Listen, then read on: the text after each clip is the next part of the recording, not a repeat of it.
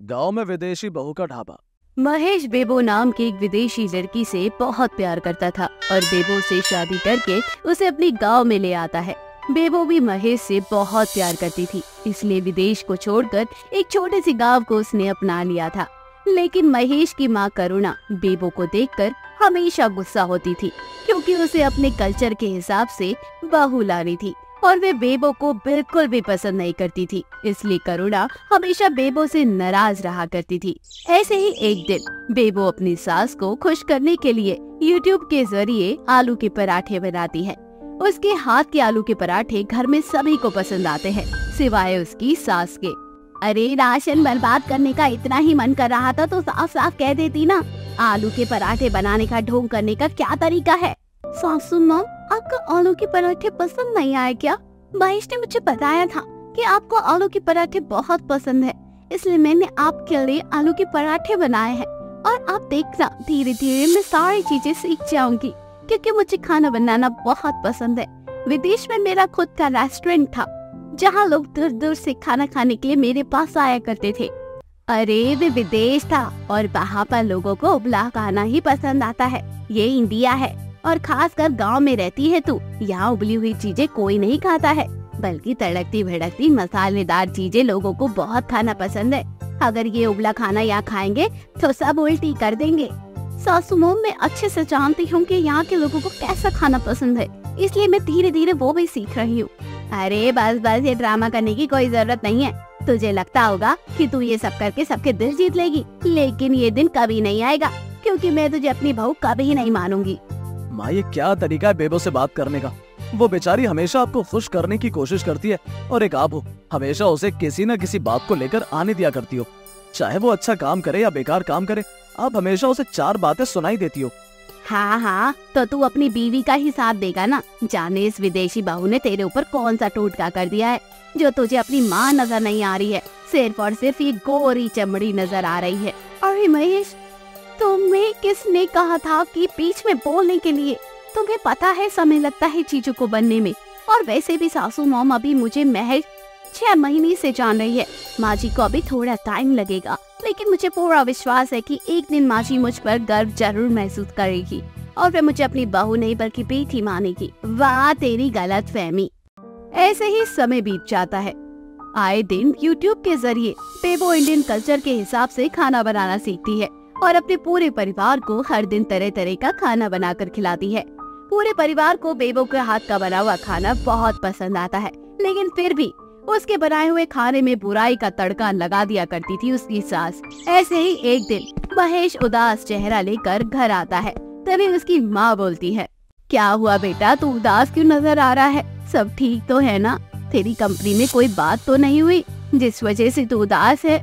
हाँ माँ, मैंने रिजाइन दे दिया है। मेरा बॉस हमेशा मुझे परेशान करता था, जितना कमाना नहीं उतना परेशान कर देता था।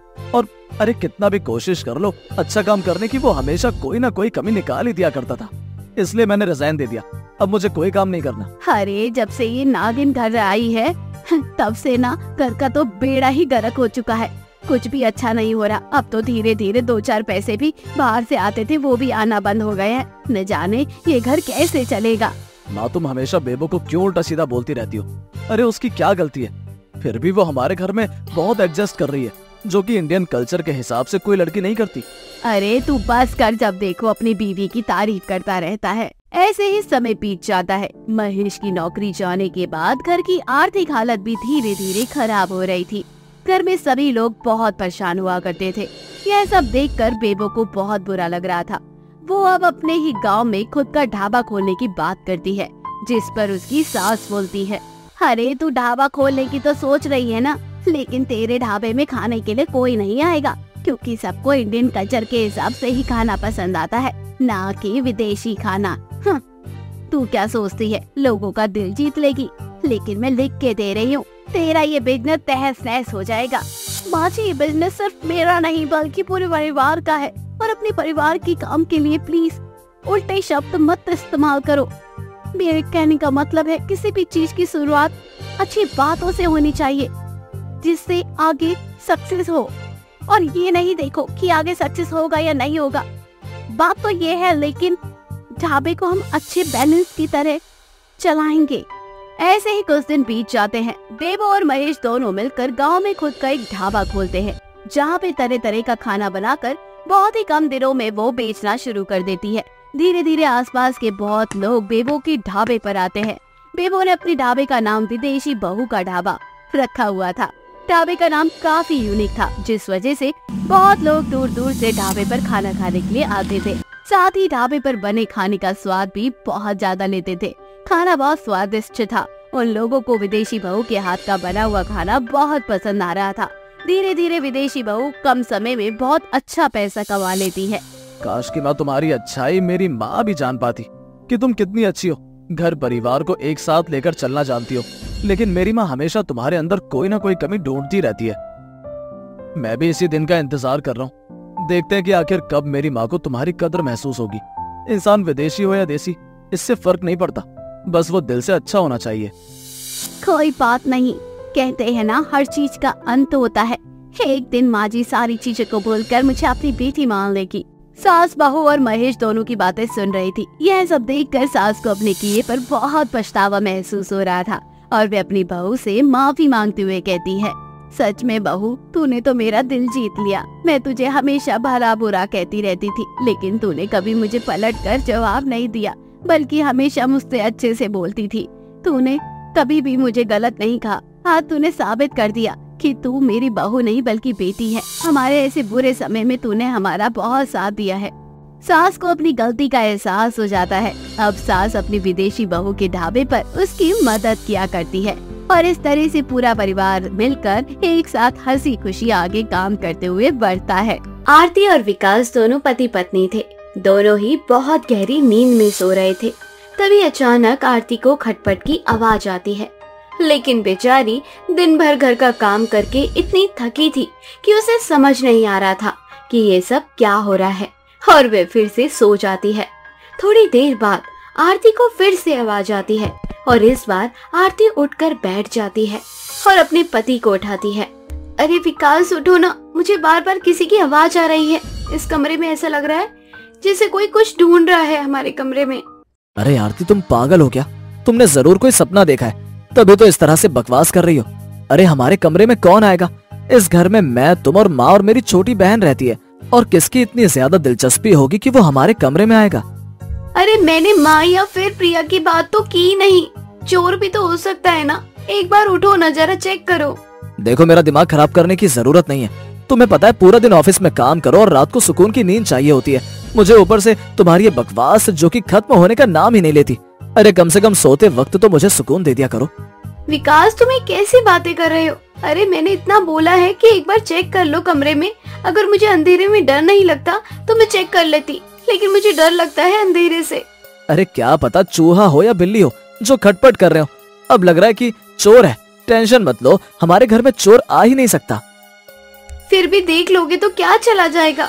मन में जो खिटपिट हो रही है वे शांत हो जाएगी और मैं आराम से सो जाऊंगी, तो तुम्हें परेशान भी नहीं करूंगी ना। तुम सो रही हो या नहीं, या फिर मैं इस कमरे से बाहर जा रहा हूँ, उसके बाद तुम अकेले सोती रहना। फिर चाहे घर में चोर आए या डाकू आए या भूत आए, उसे तुम ही डील करना। विकास किसी तरह से आरती को सुला देता है। ऐसे ही अगली सुबह आरती अपने कमरे की सफाई कर रही थी। तभी उसकी नजर अपने कपड़ों पर जाती है और वो देखती है कि उसकी कुछ साड़ी गायब है। अरे ये क्या, मेरी लाल वाली साड़ी और काली वाली साड़ी, पिंक वाली साड़ी नजर क्यों नहीं आ रही है? और अलमारी साफ कर दिया है मैंने।